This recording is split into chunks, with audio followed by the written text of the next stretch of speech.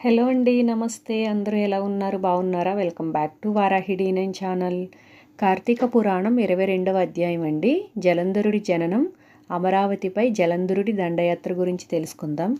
కార్తీక మాసంలో తులసితో శ్రీ మహావిష్ణువును పూజించడం మరింత పుణ్యఫలాలనిస్తుందని తెలుసుకున్న పృథు మహారాజు శ్రీ విష్ణువుకు తులసి అంత ప్రీతికరమైనది ఎలా అయిందని అడుగుతాడు. అందుకు సమాధానంగా నారద మహర్షి చెప్పడం మొదలు పెడతాడు. ఒకసారి దేవేంద్రుడు తన పరివారాన్నంతటినీ తీసుకుని కైలాసానికి వెళ్తాడు.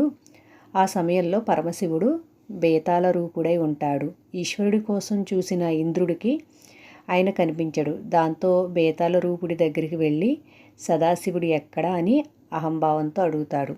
అందుకు బేతాళ రూపుడు సమాధానం చెప్పకపోవడంతో ఇంద్రుడి అహంభావం దెబ్బతింటుంది. తనని ఆయన లెక్క చేయకపోవడం అవమానంగా భావిస్తాడు.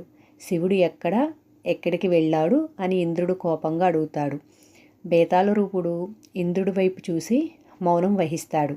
దాంతో తాను అడిగిన దానికి సమాధానం చెప్పనందువలన తగిన విధంగా శిక్షించి తీరుతానని చెప్పి ఆయన కంఠంపై వజ్రాయుధం పెడతాడు. అంతే, ఒక్కసారిగా వజ్రాయుధం భస్మమవుతుంది.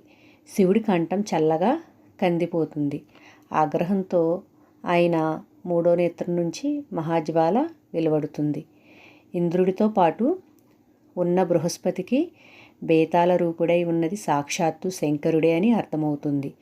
అంతే, ఆయనకి భక్తి శ్రద్ధలతో నమస్కరిస్తూ స్తోత్రం చెప్తాడు. ఆ స్తోత్రం మహాశివుడిని శాంతింపజేస్తుంది.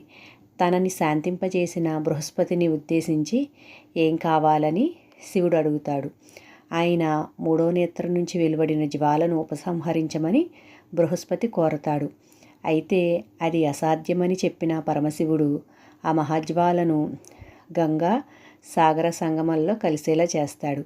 ఆ క్షణమే ఆ తేజస్సు బాలుడిగా మారుతుంది.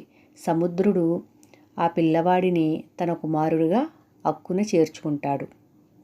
అయితే ఆ పిల్లవాడు అదే పనిగా ఏడుస్తూ ఉంటాడు. ఆ ఏడుపు సత్యలోకంలోని బ్రహ్మదేవుడికి కూడా స్థిమితం లేకుండా చేస్తుంది.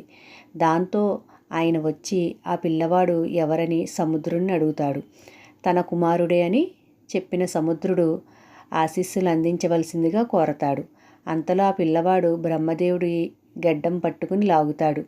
చురుక్కుమనడంతో బ్రహ్మదేవుడి కళ్ళ వెంట నీళ్లు తిరుగుతాయి. ఆ కన్నీళ్లు బాలుడిపై పడతాయి.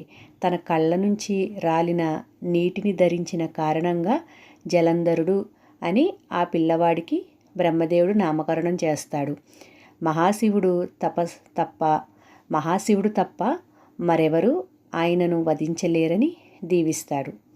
జలంధరుడు యవ్వనవంతుడవుతాడు. మహాపరాక్రమవంతుడవుతాడు. శుక్రాచార్యుడి సలహాలు సూచనలతో దానవ సమూహాన్ని పరిపాలిస్తూ ఉంటాడు.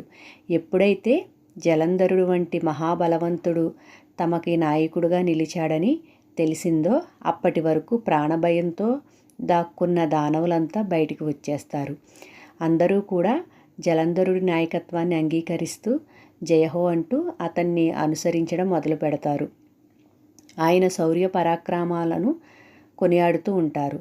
అలాంటి సమయంలోనే తలలేని రాహువును చూసిన జలంధరుడు అందుకు కారణం ఏమిటని అడుగుతాడు. సముద్రమథనం, అమృతం ఉద్భవించడం, దేవతలు చేసిన మోసం ఇవన్నీ కూడా అప్పుడే ఆయనకు తెలుస్తాయి. దాంతో ఆయన ఆగ్రహావేశాలకు లోనవుతాడు. సముద్ర గర్భాన్ని చిలికి తన తండ్రిని బాధించిన వారిని వదిలిపెట్టేది లేదని అంటాడు. ముందుగా సముద్ర గర్భం నుంచి వెలువడిన సంపదలన్నింటినీ దేవతలు తిరిగి అప్పగించవలసిందేనని చెబుతాడు. ఆ విషయాన్ని గస్మరుడు అనే అనుసరుడితో ఇంద్రుడికి వర్తమానం పంపుతాడు. అమరలోకం వెళ్ళి ఇంద్రుడిని కలుసుకున్న గస్మరుడు తాను వచ్చిన పనిని గురించి వివరిస్తాడు. దేవతలను ఎదిరించే ప్రయత్నం మానుకోమని, లేదంటే శంకుడికి పట్టిన గతే మిగిలిన వాళ్లకు పడుతుందని ఇంద్రుడు అంటాడు. అక్కడి నుంచి తిరిగి వెళ్ళిన గస్మరుడు ఇంద్రుడు అహంభావంతో పలికిన మాటలు చెబుతాడు. అంతే, ఆ క్షణమే మహావీరులైనటువంటి శంభనుశంభులతో పాటు అసుర సమూహాలతో జలంధరుడు యుద్ధానికి కదులుతాడు. విషయం తెలియగానే ఇంద్రుడు కూడా దేవతా సేనలను రంగంలోకి దింపుతాడు. దేవతలకు అసురులకు మధ్య భయంకరమైన యుద్ధం జరుగుతూ ఉంటుంది. యుద్ధంలో మరణించిన అసురులను మృత సంజీవిని విద్యతో శుక్రాచార్యుడు బతికిస్తూ ఉంటాడు. మరోవైపున దేవతాసేనలు అచేతనులైపోతూ ఉంటారు. బృహస్పతి ద్రోణగిరిపై గల దివ్యమైన ఔషధాలతో తిరిగి వాళ్లను చైతన్యవంతులను చేస్తూ ఉంటాడు. ఈ విషయాన్ని గ్రహించిన జలంధరుడు ఆ ద్రోణగిరిని సముద్రంలో పడేస్తాడు. దాంతో దేవతలంతా కూడా అక్కడి నుంచి పారిపోయి మేరు పర్వత గుహాల్లో దాక్కుంటారు. అమరావతిని జలంధరుడు ఆక్రమిస్తాడు. మేరు పర్వత గుహల్లో దాక్కున్న దేవతలను వెతికి పట్టుకోవడానికి వెళ్తాడు. ఓకే అండి, మళ్ళీ మరో వీడియోతో కలుద్దామండి. బాయ్ అండి, థ్యాంక్ యూ.